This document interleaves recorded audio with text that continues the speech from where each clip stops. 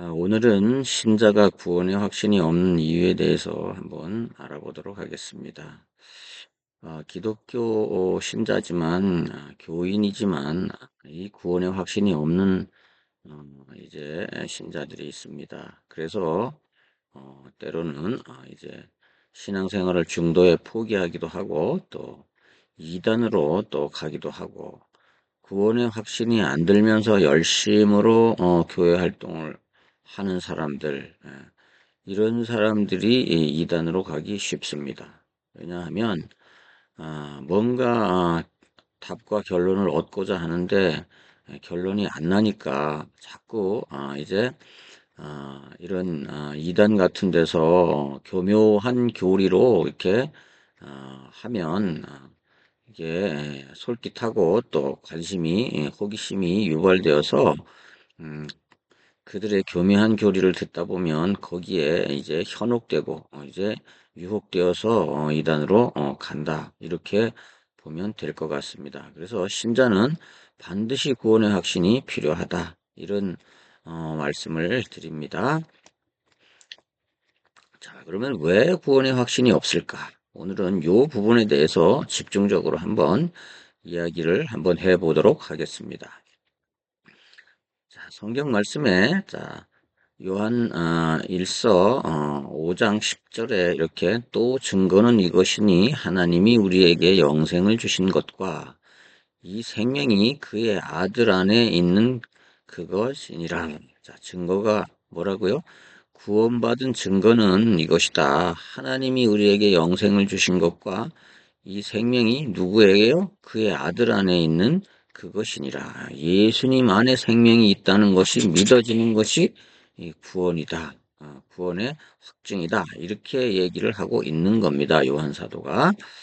아들이 있는 자에게는 생명이 있고 하나님의 아들이 없는 자에게는 생명이 없느니라. 예, 그렇습니다.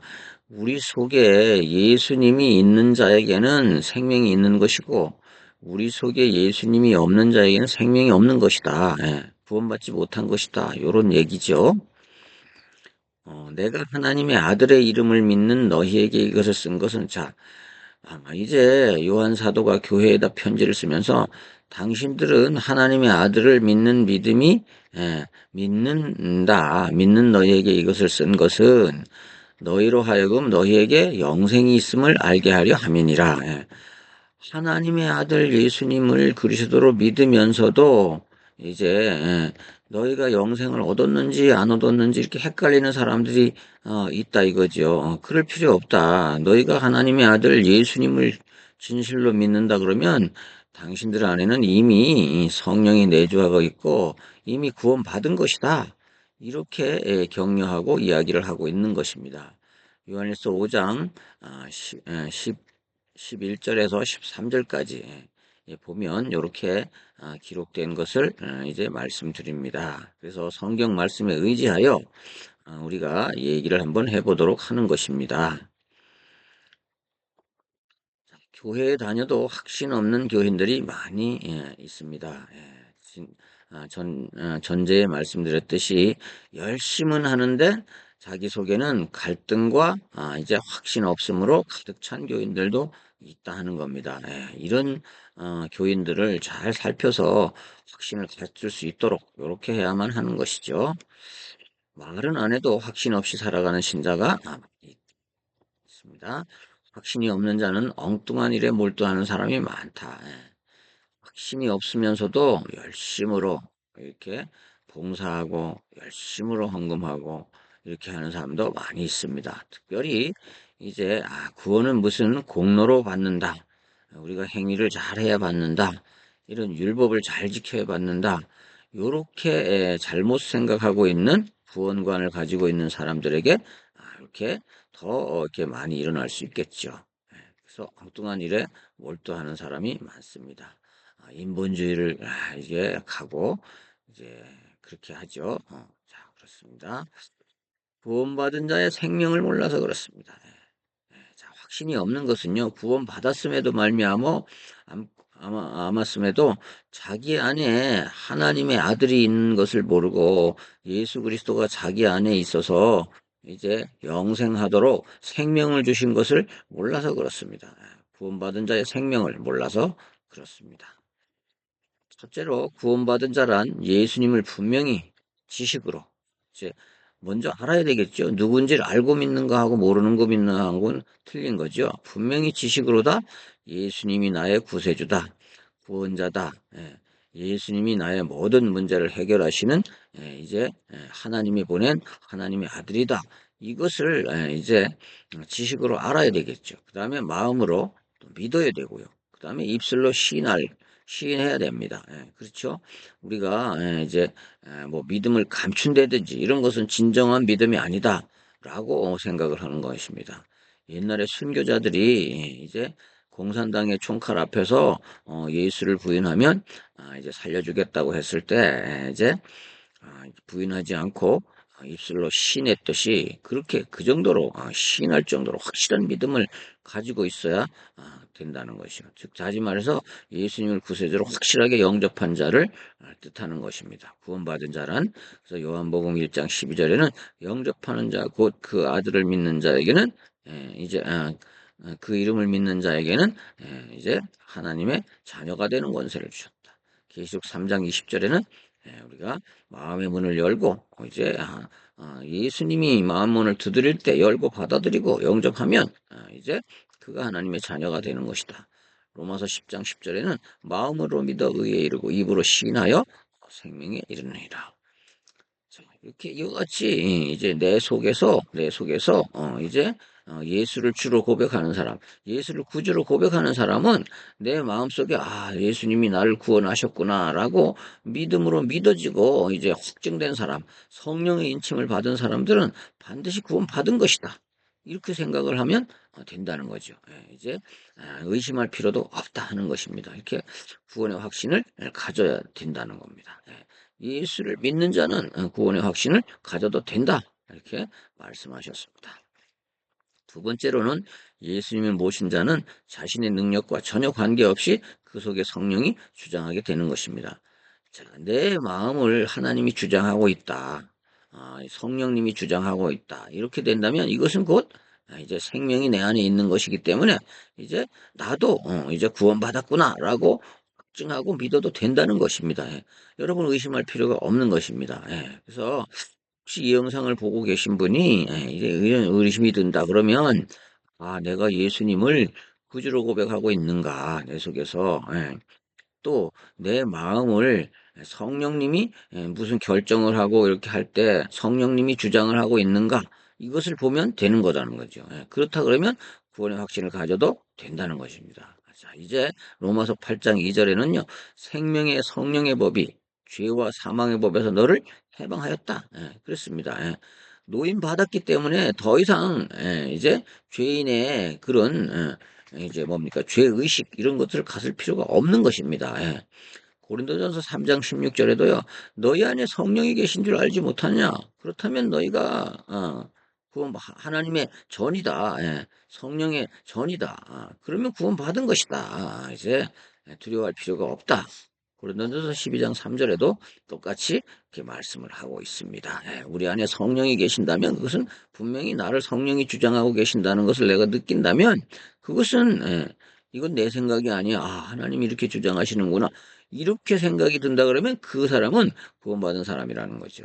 구원받지 않은 사람은 성령이 주장을 하지 않기 때문에 그렇습니다. 그 증거가 있기 때문에 그렇다는 겁니다. 꼭 확인하시기를 바라겠습니다. 자, 그다음에 세 번째로는요. 생명이 없는 자는 어떤 상태인가? 자, 그러면 내 속에 내 영혼을 살리는 생명이 없는 자는 어떤 상태인가 보겠습니다. 자, 타락하여서 생명을 떠난 아담과 하와의 상태, 즉 구원받기 이전의 상태입니다. 만약에 내 속에 이제 생명이 없다. 그러면 내 속에 그런 것이 없다. 그러면 구원받기 이전의 상태다. 다시 복음을 다시 이해하고 다시 우리가 마음으로 영접하고 다시 우리가 이제 입으로 시인하여서 이렇게 할 필요가 있다 하는 얘기입니다. 자, 그 영은 사단이 주관합니다. 성령이 계시지 않는 영은 무조건 사단이 주장하신다. 주장한다 이렇게 보면 됩니다. 왜냐하면요. 요한복음 8장 44절에는 너희 아비 마귀 그랬습니다. 예. 그래서 자, 성령이 주장하지 않는 사람들은 실질적으로 주인이 누구예요? 마귀가 주인입니다. 예. 그래서 마귀가 주장하게 되는 겁니다. 심지어는요. 사도행전 10장 38절에 이야기하듯이 귀신에 완전히 종된 그런 잡힐 수도 있습니다. 예. 이런 분들도 있습니다. 자, 또 많이 가져도 평안이 없습니다. 구원받지 못한 자는 많이 가져도 평안이 없습니다. 만하면 여러분의 마음속에 평안이 없다 그러면 한번 생각해 볼 일입니다. 마태복음 11장 28절에 29절에 예수님께서 분명히 이제 수고하고 무거운 짐진 자들아 다 내게로 오라. 내가 너희에게 이제 쉬게 하겠다. 평안을 주겠다. 이렇게 말씀하셨습니다. 그래서 정말로 예수님을 믿고 영접한 자들은 그 속에 반드시 평안이 거하게 돼 있다 하는 것입니다. 마음을 한번 점검해 보시기를 바라겠습니다. 다음은요. 성취하면 끝없는 분쟁이 계속됩니다. 사업은 계속 성공하는데요. 계속 내 삶이 전쟁터야. 이럴 수 있습니다. 근데 마음은 계속 갈급해. 그렇다 그러면 한번 이렇게 생각해 볼 일입니다. 그렇다는 얘기입니다. 그래서 성취에도 끝없이 분쟁이 계속된다. 구원받지 못한 자는 그렇습니다. 성취하지 못해도 마음이 편하고 이렇게 돼야 되는데 뭐 계속 이제 끝없이 돈은 계속 잘 벌고 계속 지인을 올라가도 마음은 계속 불안하고 그렇다는 거죠. 그러면 점검해 봐야 된다. 본인도 모르게 육신은 마귀의 지배를 받게 되는 것입니다. 교회 생활을 해도요. 자, 구원받지 못한 자는 계속해서 이제 마귀의 지배를 받게 되는 것입니다. 왜냐하면 내가 마귀를 이길 성령이 내 안에 계시지 않으면 내가 내 힘으로는 마귀의 지배를 이길 수가 없기 때문에 그렇습니다. 그래서 에베소 2장 2절에 3절에는 공중 권세 잡은 자를 따른다. 그래서 결국은요, 본질상 진노의 자녀로 이렇게 있게 된다 하는 얘기를 하는 겁니다. 다음 때가 오면 육신도 이제 병들게 됩니다. 그렇게 이제 사도행전 8장 4절에서 8절과 같이요. 육신도 병들어 가지고 이렇게 구원의 축복을 누리지 못하게 된다 하는 얘기입니다. 그다음에 정신도 마음도 시달립니다. 교회 다니면서도 정신병으로 또 공황장애로 이렇게 고생하는 분들 있죠. 이런 분들 이제 한번 점검해 보시기를 바랍니다. 그다음에 이 땅을 떠나는 날 지옥으로 가게 되는 겁니다. 복받지 못한 상태는 이렇게 되는 겁니다. 누가복음 16장 19절에서 31절에 이런 결과를 이제 낳게 됩니다. 부자는 죽어 지옥으로 가고 나사로는 거지였지만 죽어 이제 하나님의 나라로 이렇게 가게 되었었다는 것을 예수님께서 예를 들어 이렇게 말씀하셨습니다. 자, 두 번째, 구원받은 자의 축복을 몰라서 그렇습니다. 자, 구원의 확신이 없는 것은 자기가 받은 구원의 축복이 뭔지를 몰라서, 얼마나 큰지를 몰라서 그렇다는 얘기지요. 그래서 구원의 확신이 없는 것입니다. 자, 구원받은 자는 재앙과 보응의 조건인 죄에서 완전히 해방된 것입니다. 에베소 2장 1절에 허물과 죄에서 완전히 이제 해방된 것입니다. 원죄, 자범죄, 또 조상의 우상 숭배한 죄 이런 모든 죄에서 완전히 해방된 것입니다. 구원받은 자는 세상의 짐과 사단의 권세에서 즉시 해방되는 것입니다. 또 세 번째, 구원받은 자는 지옥의 권세에서도 영원히 해방된 것입니다. 의심할 필요가 없이 이제 나의 자리가 하늘에 마련돼 있다. 이제 예수님과 함께 하늘에 앉히시니 하늘에 마련돼 있다는 것입니다. 구원받은 자는 이 땅에서 여러 세대의 증거를 보이게 됩니다. 구원받은 자는 후손에게도 이제 자녀들에게도 또 후대에게도 구원받은 증거를 나타나게 된다는 것입니다. 구원받은 자의 특권을 몰라서 그렇습니다. 자, 그러면 어떤 특권을 받았을까요? 기도 응답의 특권을 성도에게만 주어졌습니다. 그래서 구원받은 자예요. 성도라는 것은 구원받은 자를 뜻하는 겁니다. 교회에 출석하는 자가 아니고요. 구원받은 자에게만 기도 응답이 주어집니다. 하나님을 향해서 제대로 된 기도 응답을 받을 수가 있는 자녀의 자격을 갖추었기 때문에 그렇습니다. 불신자의 세상복은 하나님의 계획과 사단에 주어진 운명 안에서 이루어지는 것입니다. 잠언 16장 4절에 자, 우리는 이 열쇠를 가져야 됩니다. 천국의 문을 여는 열쇠를 가져야 됩니다. 두 번째, 사단의 권세를 이길 특권을 성도에게 주셨습니다. 사단의 권세를, 자, 이제 우리를 넘어뜨리고 불행하게 하는 사단의 권세를 우리는 이길 그런 열쇠를 가졌다는 겁니다. 예. 기도응답의 열쇠, 사단 결박의 열쇠를 우리가 가졌다는 겁니다. 구원받은 자는. 그래서 어, 이제 걱정할 필요 없이 자, 예수를 내 마음의 구세주로 영접한 사람은 이제 내가 나를 성령이 주장한다. 내 안에 예수님이 주시는, 왠지 내가 환경은 어렵지만 기쁨이 있다. 이렇게 평안하다. 그러면 구원 받은 것입니다. 그것은 성령이 주장하시기 때문에. 내가 영접한 예수 그리스도의 영이 나를 주장하기 때문에 성령의 인도함을 받는 자는 성령의 인치심을 받은 자이기 때문에 그렇습니다. 사단의 권세를 이길 특권을 그래서 성도에게도 주셨습니다. 우리 안에 성령이 계시면 우리가 예수 그리스도 이름으로 사단을 결박하면 결박되게 돼 있습니다. 그다음에 싸움의 자세로 임해야 합니다. 자, 이제 우리를 넘어뜨린 사단과는 타협하는 게 아닙니다. 타협하는 게 아닙니다. 세상의 불의와 우리가 타협하며 살아가는 게 아닙니다. 베드로전서 5장 8절에는 너희 대적 마귀를 대적 마귀를 대적하라 그랬습니다. 타협하라는 게 아닙니다. 야고보서 4장 7절에도 시험이 오나 이제 이길 수 있는 힘이 생기게 되는 것입니다.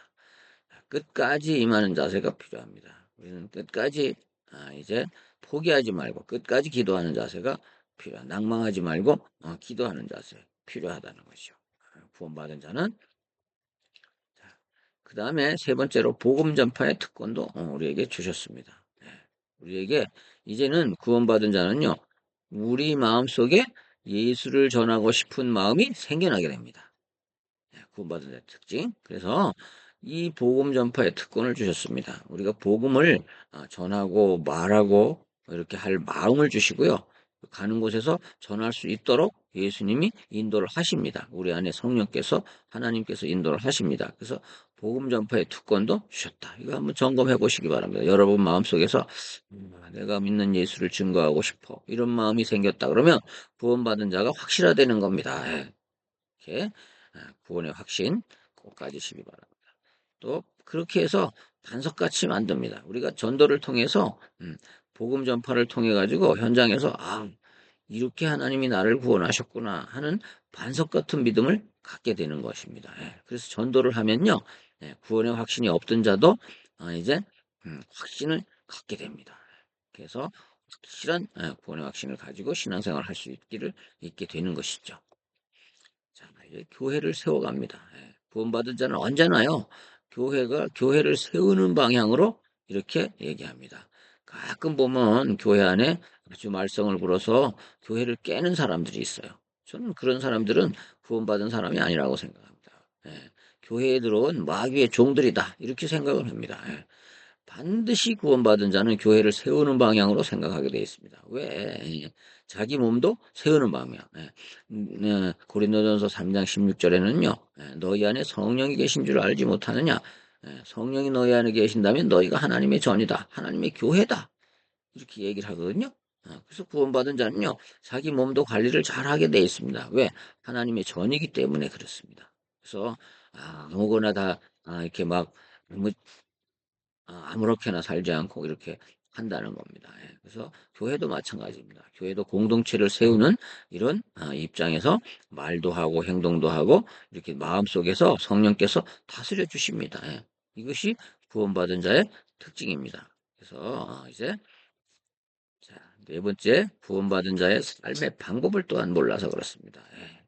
이제 구원받은 자는 이제 말씀에 따라 살고 기도의 삶을 살고 또 이렇게 긍정적인 삶을 살고 하나님을 믿는 믿음의 삶을 살고 이렇게 해야 되는데, 그걸 모르고서 구원받았어도 계속해서 이제 과거에 살던 방식으로 이제 뭡니까, 불안하고 초조하고 이렇게 살 필요가 없다는 거죠. 그렇게 사는 것은 이제 확신이 없습니다. 그렇다 보면 성도는 성령의 인도를 받아야 됩니다. 자, 구원받은 자의 삶은 방법은 성령의 인도. 이제 과거에 마귀의 인도를 받던 것에서 성령의 인도를 받는 것입니다. 요한복음 14장 26절에 27절에 보혜사 성령을 우리에게 보내시겠다고 하셨습니다. 우리에게 보내셔서 우리를 생각나게 하고 이끄시게 하고 그렇게 하시겠다고 하셨습니다. 또 염려를 완전히 버려버려야 됩니다. 너희 염려를 완전히 버려버리라 그랬습니다. 염려를 간직하면 간직할수록 그 염려를 타고 마귀가요 농락을 합니다. 그래서 의심하면 마귀가 농락을. 그래서 우리가 성공하지 못하게 되고 본의 확신을 잃어버리게 됩니다. 다음 자기를 완전히 포기할 때 완전히 얻게 됩니다. 내 것을 완전히 비운 때 하나님께서 하나님의 것으로 완전하게 채워준다. 이런 원리입니다. 갈라디아 2장 20절이죠. 내가 십자가에 이제 십자가와 함께 내가 예수님과 함께 십자가에 내가 이제 못 박혔다. 나는 없어지고 이제 하나님이 주장하는 예수님의 영이 나를 주장해서 내가 예수의 사람으로 이렇게 변화됐다. 그래서 나를 완전히 포기할 때 하나님은 완전하게 채우신다. 완전한 믿음으로 채우신다. 하는 것을 명심하게 되기를 바랍니다. 그래서 이렇게 구원받은 자의 삶은 자기를 포기하고 이제 예수님 중심으로 살아가는 삶, 하나님 중심으로 살아가는 삶. 이럴 때 하나님께서 구원의 확신이 이제 있게 하시고 증거를 얻게 하신다. 숨은 계산은 버리고 버려야 합니다. 우리가 이제 하나님은요 우리가 하나님을 믿는 믿음으로 산다고 하면서 뒤에서 무슨 짓을 하는지 다 안다. 그 뜻입니다. 그래서 승리한 것 같지만 예, 당장은 이긴 것 같지만 실패의 삶으로 가게 된다. 그래서 하나님 앞에 숨은 계산이 따로 있으면 안 됩니다. 우리는 하나님 앞에 솔직해야 된다. 이렇게 생각을 합니다. 그래서 자, 사도행전 5장 1절에서 10절에 보세요. 아나니와 삽비라라는 사람들이 성령을 속이려고 했습니다. 숨은 계산을 했단 말이죠. 땅을 팔아가지고 자기가 다 바치겠다고 해놓고는 땅 팔아서 얼마 정도는 이제 떼어놓고 이것이 답니다 하고 하나님을 속이려고 했다는 거예요. 그래서 숨은 계산, 내가 하나님 앞에 마음적으로, 그죠? 꼭, 이제 물질뿐만 아니라 다른 것도 뒷계산을, 내가 이 일을 해서, 이 일을 하면 교회에서 이 봉사를 하면 나를, 내가 성공할 수 있어. 이런 계산 말이죠. 이런 것들. 흔히 할 수 있습니다. 내가 이 일을 하면 교회에서 나를 인정해서, 이제 집사로, 권사로, 장로로 이렇게 추대해 줄 거야. 이런 계산 말입니다. 이런 계산 말입니다. 이런 것들은 다 버리셔야 합니다. 그래서 그것은 승리 후에 실패하게 하는 것이요. 하나님의 영은 인간에게 속지 않는다. 속지 않는다. 그래서 하나님을 자꾸 속이려고 하는 사람도 있을 수 있습니다. 교회 안에 인간적으로. 그걸 인본주의라고 합니다. 인본주의 쓰면 반드시 망한다. 이렇게 생각을 하시면 되겠습니다.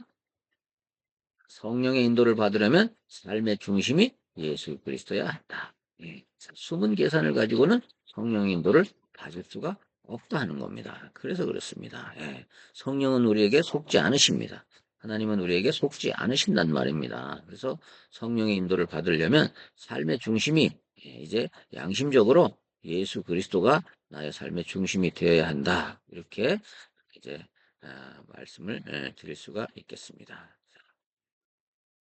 삶의 우선이 기도의 삶이 되어야만 이제 되는 것입니다. 그래서 구원받은 자는 삶의 우선이 기도가 되지 아니하고 성령의 인도가 되지 아니하면 자기가 구원받았는지 안 받았는지 모르는 지경에까지 이른단 말입니다. 왜요? 삶에서 하나님의 말씀과 기도 응답을 경험하지 못하기 때문에 그렇습니다. 숨은 계산을 가지고 기도한다든지 봉사한다든지 또 성령의 인도가 아닌데 내 계산을 가지고서 내가 유리한 쪽으로 무엇을 이렇게 결정을 한다든지 봉사를 한다든지 헌신을 한다든지 이런 것들은 다 위선적이기 때문에 하나님 앞에 인정받을 수가 없다는 것입니다. 그래서 삶에서도 내가 구원받은 자인지 안 받은 자인지 헷갈리는 삶이 된다는 겁니다. 그래서 이제 구원의 확신이 구원받았음에도 불구하고 구원의 확신이 없다는 거죠. 이런 사람들은. 삶의 방법이 이렇게 되면 구원의 확신을 가질 수가 없다는 겁니다. 구원도 헷갈리게 된다는 거죠. 삶의 전부가 복음 전파에 다. 자, 이거는요. 그 구원받은 사람은요.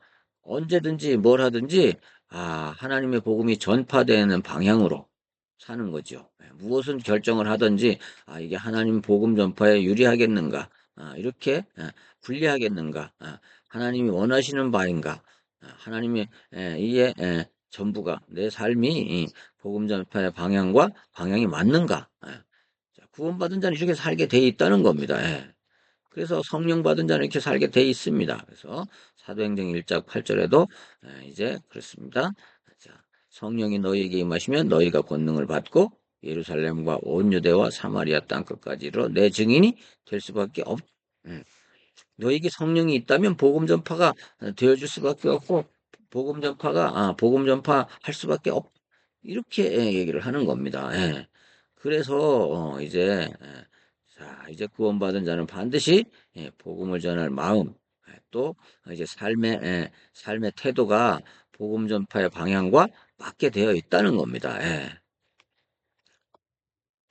자, 지금까지 시청해 주셔서 감사합니다. 오늘은 이제 구원의 확신에 대해서 왜 구원의 확신이 없는가, 교회 다니면서도 왜 구원의 확신이 없는가, 이 부분에 대해서 말씀을 드렸는데요.